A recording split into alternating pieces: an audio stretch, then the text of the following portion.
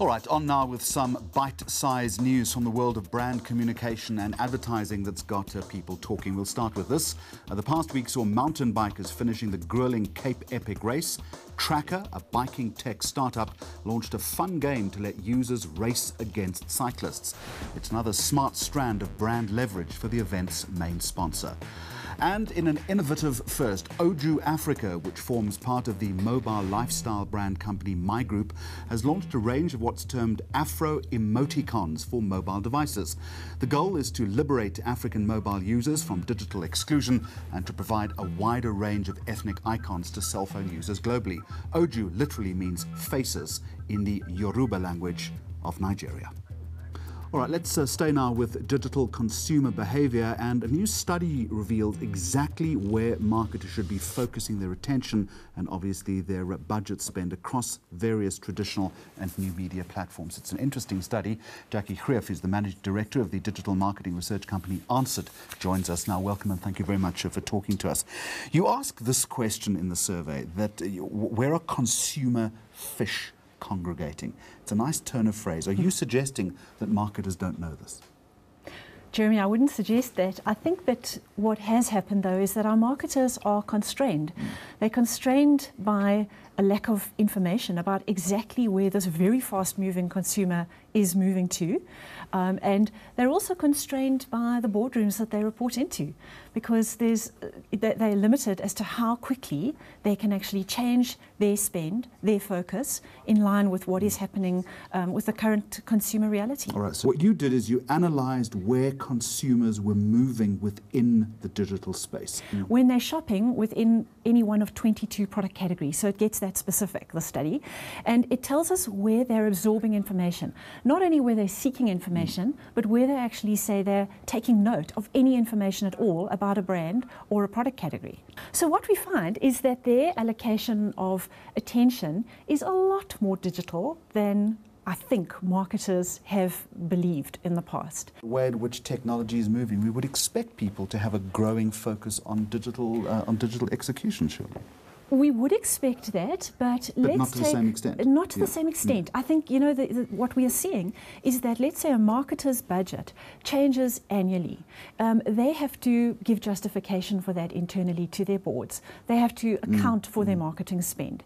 The variance that they maybe can argue for might be 10%. 12%.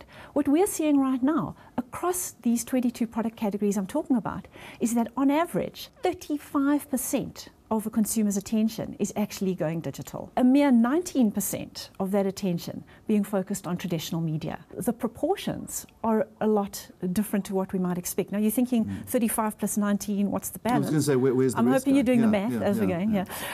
We've also allowed for word of mouth, because word of mouth, we don't have control over that as marketers. We like to think we do. 26% of that attention that's being paid is being referred to, it's all through word of mouth. But the proportion of that 35% digital to 19% traditional is certainly not the kind of weighting that we see happening with marketing budgets. All right, if that 35% of the attention is directed to digital platforms, what's the takeout here for marketers? How should they be recalibrating their thinking? The numbers tell us that social media is right now accounts for quite a small proportion, 7% in fact. So you look at it and think, well, insignificant. 7%.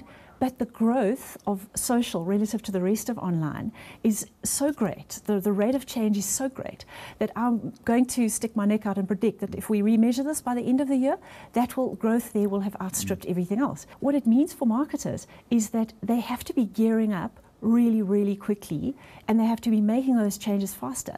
So we wanted to be able to give them the data that they can base those big, bold decisions on. Marketers be nimble and marketers be quick. Absolutely. Catch up with the consumer. Thank you very much for joining us, MD of Answered.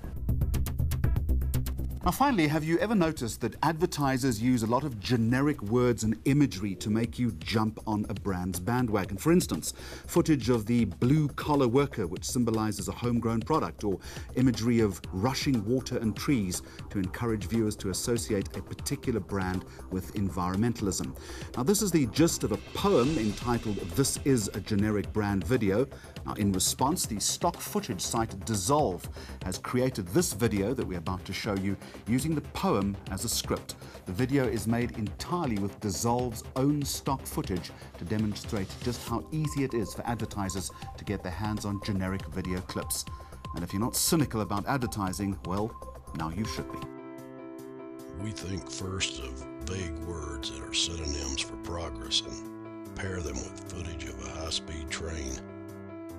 Science is doing lots of stuff that may or may not have anything to do with us. See how this guy in a lab coat holds up a beaker?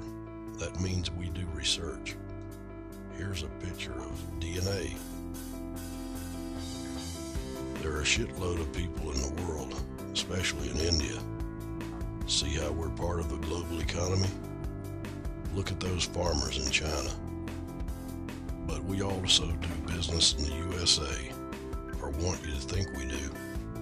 Check out this wind energy thing in Indiana, and this blue-collar guy with dirt on his face. Also, we care about the environment, loosely. Here's some powerful rushing water and people planting trees. Our policies could be related to these panoramic views of Costa Rica. In today's high-speed environment, stop-motion footage of a city at night with cars turning quickly makes you think about doing things efficiently and time passing.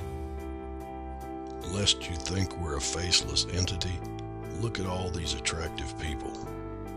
Here's some of them talking and laughing, and close-ups of hands passing canned goods to each other in a setting that evokes community service.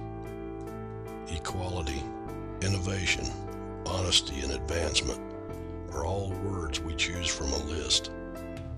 Our prophets are awe-inspiring, like this guy who's looking up and pointing at a skyscraper or a kite while smiling and explaining something to his child. Using a specific ratio of Asian people to black people to women to white men, we want to make sure we represent your needs and interests, or at least a version of your skin color in our ads. Did we put a baby in here?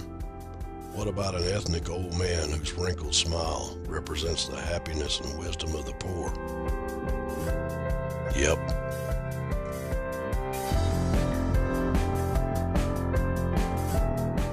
And that is this week's program. Remember to send us your feedback or story suggestions on Facebook and Twitter. Goodbye, and thank you for watching.